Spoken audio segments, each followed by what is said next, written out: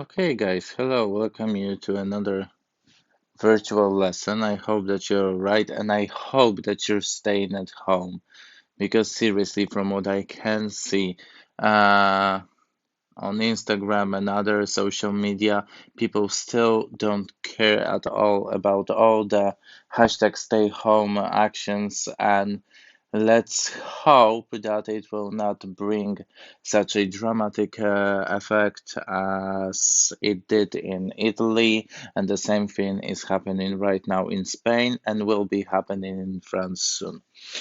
Okay, guys, so today we're going to talk about peripheral nervous system, which is a part of nervous system in our bodies next to the central nervous system. And guys, if it comes to peripheral nervous system, it consists of two elements because it cannot be all easy and it cannot be uncomplicated. So peripheral nervous system consists of two kinds of nervous fibers, which are sensory nerves and motor nerves. Czyli tutaj nerwy czuciowe oraz nerwy ruchowe. Nerwy, włókna nerwowe, włókna po prostu. And guys, the difference between them is that the sensory ones, they transmit the signal from receptor to central nervous system. Central, that's important to central nervous system. And motor nerves, they transmit signals from peripheral nervous system to muscles and glands.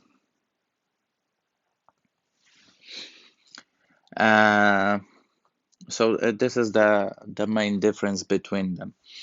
Sensory nerves basically refer to our senses, so receptors. Everything you touch, everything you smell, it all goes through sensory nerves directly to the central nervous system, then which is, as you know, the brain as such. And in brain, all the stimuli are being interpreted by our brains into some feelings, some senses of what we see and hear. And guys, if it comes to the nerves themselves, there are two kinds of nerves, and they can be divided into two groups. The first group are cranial nerves, czyli nerwy czaszkowe. The second group are spinal nerves, czyli nerwy rdzeniowe. And guys, the cranial nerves, they start in the brain. So they start in brain. As you might think, only judging by the name, the spinal nerves will start from spinal cord. Start in spinal cord. Mostly the cranial nerves, they control head muscles. So whenever you close your eyes or move your eyelids or move your eyes themselves, frown your face, it's all controlled by cranial nerves. So they control head muscles. If it comes to spinal nerves, they control other muscles, mostly the torso, abdomen muscles. Other muscles. Cranial nerves, they receive stimuli from receptors and transmit them directly to brain. Stimuli is basically anything that you can hear, see, touch, all the sensation that you get from interacting with outer world. Receive stimuli from receptors and transmit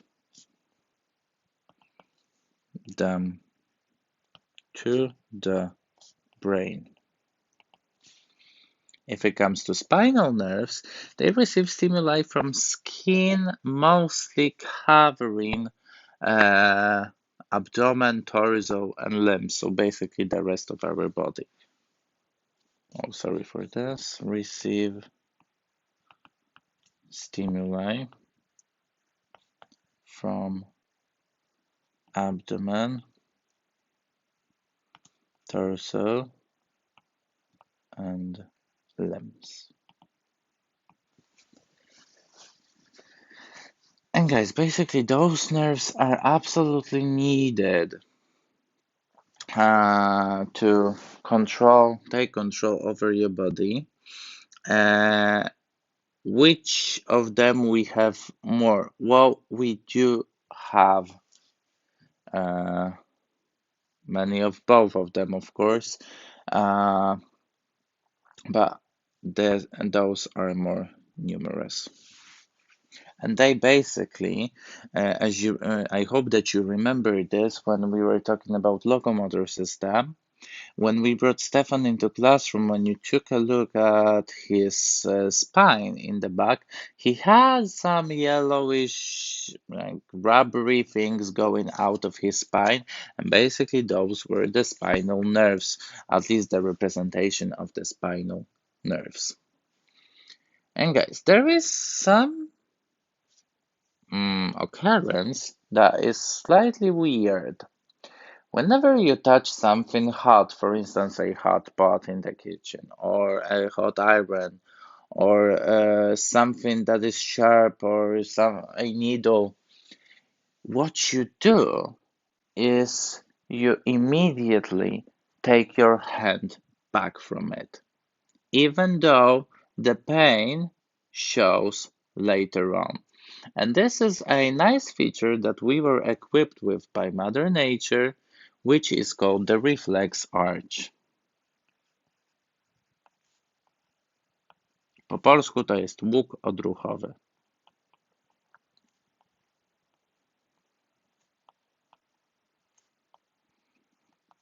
And guys, when you take a look at the nerves once again, here, when you feel something, it will usually go from the receptor directly to central nervous system, which is the brain. But even though the way of transmitting information, of transferring the information is quite fast and effective, in case of a danger which is touching something really hot, it might not be enough to avoid some damage.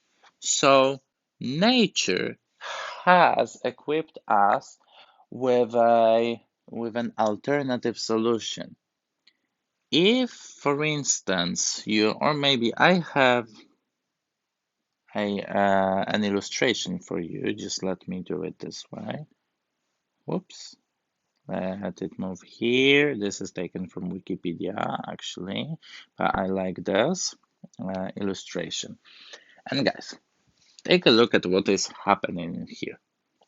First of all, this person here, he touched a source of heat, which is quite an intense source of heat, which is a flame.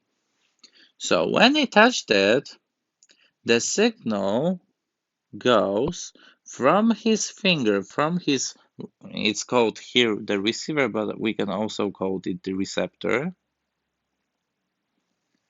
czyli po polsku też receptor. The signal goes directly through the nerve of a peripheral nervous system and it goes here. Do you know what this part is? This is the spinal cord, guys. And this signal is going to spinal cord, from which it doesn't go to the brain. It goes directly back to the other part of this whole arch, which is to the muscle. Sometimes it's called the effector in case this is the muscle. And guys, it flexes instantly so you can move back your head to your hand to avoid being burned. Even if you burn yourself, you will feel the pain slightly after you've taken the hand. You didn't even notice. This happens because the signal from the nervous system, it doesn't go to your brain. It will come to the brain, but it will come a little bit later. But you don't have as much time when your tissues are being burned or hurt, so you immediately take it back. This is called the reflex arch. And the way is simple. First, the receptor receives stimuli. So in case of it, this is the fire of a candle. From the receptor, it goes to the sensory neuron, which is the blue one here, afferent neuron, sensory neuron, sensory neuron, from which it goes directly to the nerve heading to the back, which is the afferent neuron, but it can also be called the motor neuron. Motor neuron. And it finishes its journey in the effector. Po polsku to też jest również efektor. So this is the element that has to do some action in order to protect you. In this case, it's a muscle. So the signal will later go from the spine to of course, to the brain. So you will feel the pain. But the pain, remember that pain is actually the illusion of our brain. Brain creates the pain to make us take a look. Look, something is wrong. And guys, speaking of reflexes, as we said when we were talking about the uh, immune system, we said that some of the reflexes are basically the first line of immunity. So if you eat something that is not really fresh, you might feel nausea after this. So basically, you start vomiting, and this is a kind of reflex. And guys, reflexes can be divided into two groups. Unconditioned,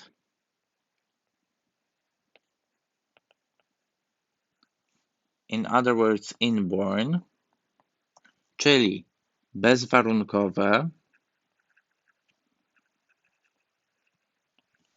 wrodzone.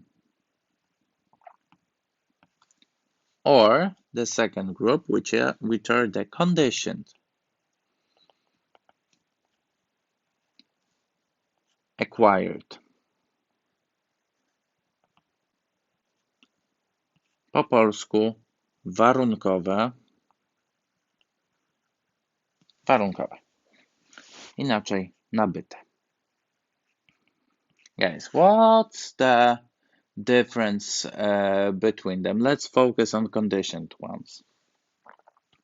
They basically depend on um, your experiences in life. Depend on experiences. So Imagine you live in a flat for a few years and then you move to another apartment. At first, you will have some problems in very simple actions, such as turning the light on, because you are used to the fact that the switches were located somewhere differently.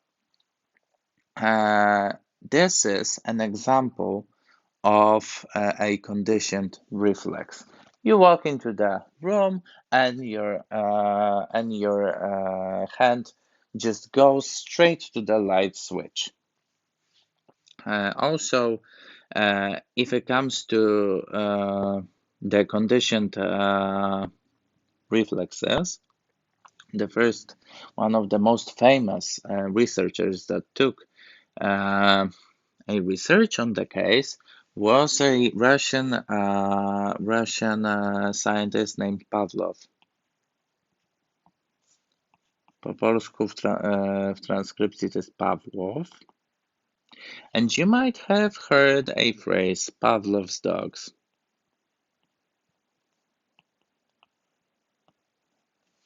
Basically, he started a research where he kept a few dogs, and the case was simple. Whenever it was time to feed the dogs, the bell that was installed in their boxes started to ring. After some time of keeping the dogs, feeding them this way, oh no, no, no, sorry, it wasn't the bell, it was the light. So whenever he was feeding the dogs, he turned on the light. And the dogs got used to the fact that whenever the light turns on, they will get something to eat. After some time, he noticed that whenever he turns on the light, even though it wasn't time to feed them, they started to behave as if they are expecting something to eat. So he managed to train them in order to create a conditioned reflex where the dogs just knew that it's the time of feeding them. And guys, if it comes to unconditioned reflexes, then we are all born with them, and some of them we just lose over life, and this is oh, maybe they are independent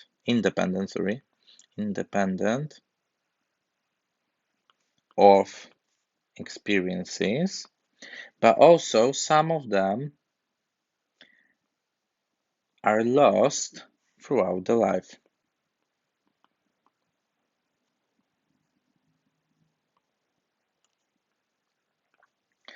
Some of them are lost throughout the life. And guys, basically, a newborn child has the unconditioned reflex for sucking. So basically, it's able to feed.